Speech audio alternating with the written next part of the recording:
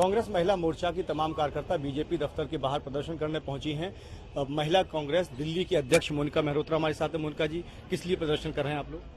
देखिए, आपने देखा, पूरे देश ने देखा कि जिस तरह से फिल्मी जगत के कलाकार हैं, वो मालिनी जी अब सांसद हैं मथुरा से, जिस तरह से महिलाओं के बारे में उन्होंने जिक्र किया और कहा कि भीख मांगने की तो इनकी हैबिट पड़ गई है।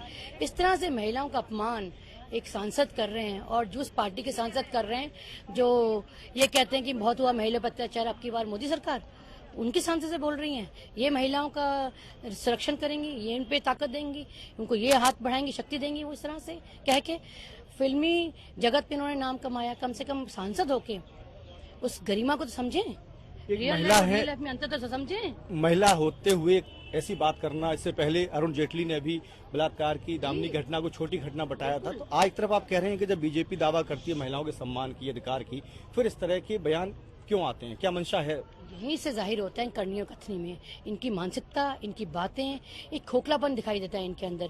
इन्होंने सिर्फ और सिर्फ लोगों को झूठे वायदे करके सत्ता में तो आ गए, लेकिन असली चेहरा तो उनका दिखाई दे रहा है। इनकी कमेंट्स पे जो देते हैं, इनकी विचारों पे, इनके एक्शन पे दिखाई देता है कि असली चेहरा क्या है बीजेपी का।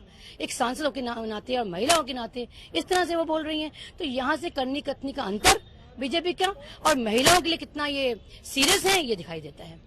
कोई रुझान नहीं है, कोई रास्ता नहीं है, कोई रोड मैप नहीं है, कोई तैयारी नहीं है इनके लिए, लेकिन सिर्फ सत्या हत्याने के लिए इन्होंने बस ये चंद वायदे कर लिए, अच्छे अच्छे कैप्शंस लगा दिए। सिर्फ बातों से पेट नहीं भरता, हमें काम चाहिए।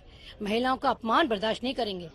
ये प्रदर्शन केवल आज यहाँ अशोक रोड पर है, केवल आज का है या आगे भी इस तरह के विरोध होंगे? दिल्ली राजधानी है, दिल्ली में मुख्यालय है बीजेपी का, यहाँ तो हम प्रदर्शन करेंगे। लेकिन तमाम हिंदुस्तानी, चाहे वो महिला कांग्रेस जुड़ी हों, चाहे वो महिलाएं किसी भी संघ के साथ हों, लेकिन जब महिलाओं की बात आती तो हमारे साथ वो खड़ी दिखाई देती हैं और विरोध प्रकट करेंगे कि इस तरह से अपमानित महिला को कोई ना करे। माफी मांगनी चाहिए ऐसे सांसद को। महिला होने के बाद हम क्या उम्मीद कराएं कि सांसद में क्या बोलेंगी हमारे लिए, क्या हमारी सुरक्षा देंगी और क्या हमारे लिए हक की लड़ाई लड़ेंगी, अगर इस तरह से महिलाओं के विचार उनके मन में है तो। बहुत बहुत शुक्रिया आपका। उनका मेहरोत्रा जी का कहना है कि एक ऐसा बयान दिया हेमा मालिनी को जो शोभा नहीं देता। वो खुद महिला हैं, सांसद हैं, संभल कर बोलना चाहिए था। और साथ ही साथ उनका ये भी कहना है कि नरेंद्र मोदी और बीजेपी जिस तरह के दावा किए जाते थे उनकी तरफ से कि सरकार आएगी, नारी का सम्मान करेंगे, महिला अधिकारों की बात बीजेपी करती है, उसके बावजूद इस तरह के बयान निश्चित तौर पर निंदा करने लायक हैं। Raghavendra Dwivedi, focus news, Delhi.